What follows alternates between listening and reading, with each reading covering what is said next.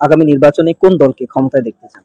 আগামী নির্বাচনে দেশের যে পরিস্থিতি, ব্যবসা বাণিজ্য পরিস্থিতি যা বাস্তব আপনারা দেখতেছেন, এখন তো দেশে কোনো স্বাধীনতা নেই, কথা বলার অধিকার নেই। কথা বললে এই মারতে আছে, ধরতে আছে, বিএনপি জামাত এটা সেটা, কোনো সরকার নেই।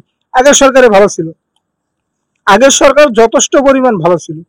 কারণ এখন হলো শব্দ বেশি রয়েছে, চাঁদাবাজি বেড়ে গেছে, ব্যবসা বাণিজ্য যে কিছু নাই, মানুষের কোনো নিরাপত্তা নেই, কাস্টমার মহিলাদের নিরাপত্তা নাই, যে যার মতো নিতেছে।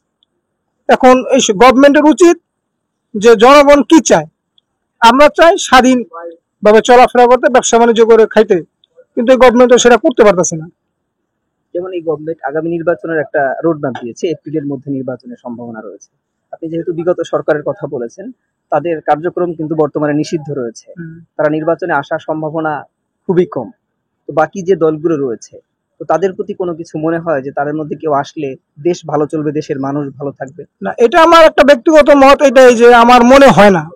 হয় না এই কারণেই, সেক্ষেত্রে হয়তো একটা দলীয় প্রভাব পড়তে পারে। কারণ বিএনপির প্রতি মানুষ আস্থা ছিল, কিন্তু বিএনপির নেতাকর্মী শৃঙ্খলা শুরু করে দিছে, চাঁদাবাজি বিভিন্ন সাথে তারা জড়িত। ঠিক আছে, আর ছাত্রদের দলে তো তাদের নিজেরাই তারা বিতর্কিত। সো এদের প্রতি আস্থা রাখার, বিগত সরকারের সময় ভালো ছিলেন। হ্যাঁ, ব্যবসা বাণিজ্য ভালো ছিল মোটামুটি, তারাও খারাপ করছে, করে নেই যে তা না, কিন্তু এখন তুলনায় যে কারণে পতন হয়েছে সেটা তো নিশ্চয়ই জানেন। হ্যাঁ, সেটা তাদের সেই কাজকর্মগুলো আসলে আপনার দৃষ্টিতে কেমন ছিল? সারা যে কাজের জন্য তারা বিতর্কিত হয়েছে, সে কারণে তাদের শাস্তি যারা করছে তাদের হোক, কিন্তু এই জন্য ঢালাওভাবে সবাই শাস্তি হোক বা সবাই এই করে হোক। আর আওয়ামী লীগ তো আর ছোটখাটো দল না যে তাদের ব্যান করলে সবকিছু সমাধান হবে। উচিত তাদেরকে সুযোগ দেওয়া, কারণ শত্রুকে বাঁচিয়ে রেখে শত্রুতা করা উচিত, এটা আমি যেটা মনে করি। আর সাধারণ জনগণ, বাংলাদেশের 50% মানুষ আওয়ামী লীগ সমর্থন করে, ভয় করুক আর নাই করুক, কিন্তু ভোট সেক্ষেত্রে আপনার মনে হয় না যে সুস্থ হবে।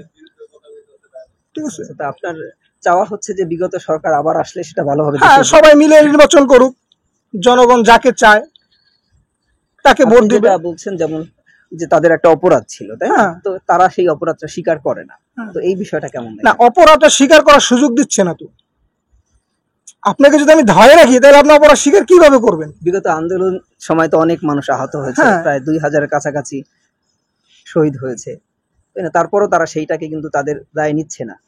একটা জিনিস, সেটা দায় নিবে কিভাবে? একটা জিনিস, আন্দোলন হইলে আপনি উভয় পক্ষ মারামারি করলে ক্ষতি হতেই পারে, উভয় পক্ষের ক্ষতি হতে পারে। এটা সুষ্ঠু তদন্তের মাধ্যমে যদি তাদের শাস্তি হয়, সেটা ইন্টারন্যাশনাল কোর্ট আছে বা আন্তর্জাতিক আদালত আছে, সেখানে তারা করুক, কিন্তু তারা সুযোগ দিতে হইব। তো সুযোগ না দিয়ে তো কোনো কিছু করা যাবে না। তাকে ধরে রেখে তো কোনো কিছু করলে সেটা একতরফা হয়ে গেল না। সব মিলে আপনার চাওয়া হয়েছে বিগত সরকারই ভালো ছিল, এটা মনে? হ্যাঁ, এটা মনে হচ্ছে। ঠিক আছে ভাই, ধন্যবাদ।